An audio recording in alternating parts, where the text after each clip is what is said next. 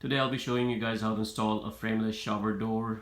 I bought this glass from Miami. This place called Tropical Art Glass Incorporated. A guy named Renee, he was very helpful. I found this at a great price. So I've seen a lot of videos and stuff online, but couldn't really find a better way of doing installation. I mean, there were I had to watch like a mixture of videos, so I'm gonna make one which is much simpler and easier. There were some hardware that comes with it. Some of them I've already installed, so you can see the door handle. I mean, I'm not going to show you how to install these. These are pretty easy. There's a lot of videos online that can show you how to do it. I did install that. It's nothing. It's just a matter of there's already a notch in the glass when you buy it. So this thing just fits in the notch, and then just two screws bolt on. And these are 180 degrees. So basically, you can turn it this way or the other way. Same thing for the bottom one. So this is what I'm talking about. You can basically open it this way, or you can open it that way. The glass is very strong. It's as you can see, it's not half an inch as the other size. I think 3/8 they call it. It's very strong, but it's delicate on the side, so you want to make sure you don't hit anything on the side. Other than that, it's very sturdy.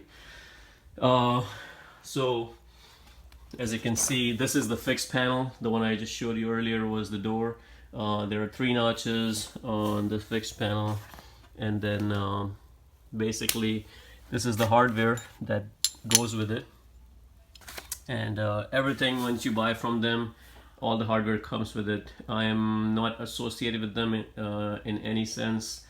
I think they did a great job in giving me everything, so I think they do deserve the credit for that. So I would definitely recommend that. These are a few extra gaskets that came with it. The thin ones are basically to be used for 1/2 inch glass, but since we don't have a 1/2 inch glass, I use the thick one since it's a 3/8 glass. So these are basically garbage for me. I already installed on those. I already installed the thicker gasket. All right, so this is the other hardware that came with it. This Water of Bronze, and this is the ones to be installed with the fixed panel, and it's the same as this one, and it just holds by 1 bolt. And on the back side, you can see there's a hole that basically you drill into the wall. Put that one side in, just like this. You install it, and then the screw side stays inside the shower, so you don't see the bolt from outside. And then this thing just pretty much holds the glass. So we do have to install the hardware first by taking some measurements, and once the hardware is installed, then it's just a matter of putting the glass in and tightening it up. The best way of installing the hardware is you can take the glass on. I mean, on the videos they showed 2 people carrying the glass, taking measurements, taking it down, installing the hardware. I mean, it's a lot of work, right? The best way to do it is measure the corners. So find out which one goes to the wall, right? So this side with the 2 notches here and over there is supposed to go to the wall.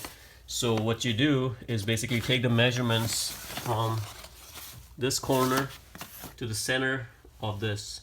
So mine is about 8 inches, right in the center. The reason you want to take the center is because so you do have some play, right, to move it around. And there is in fact plenty of play once you put this thing on that you can play around with. So in case if you have to move it this way, up or down, there's a lot of play in there. So that's why you want to pick up the exact center location of the hole. So about 8 inches. So what I'm going to do is I'm going to leave a little bit room at the bottom, and a little bit meaning you want to leave at least this much, right? See the thickness of this thing?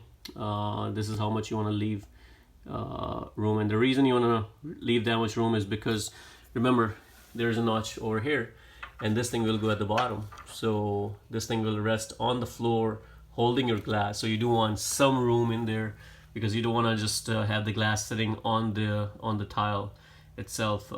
Later on, of course, once you install it, you're gonna fill the rest of the gap with the silicone. So that's why you do need a little bit of room, which is approximately this thickness. Once you have that thickness up, I usually use shims or anything with that thickness, you know, just put underneath the glass once you're putting these on or taking the measurements, and then take the measurements from there onwards to the 8 centimeter mark on the tile, and then make your hole.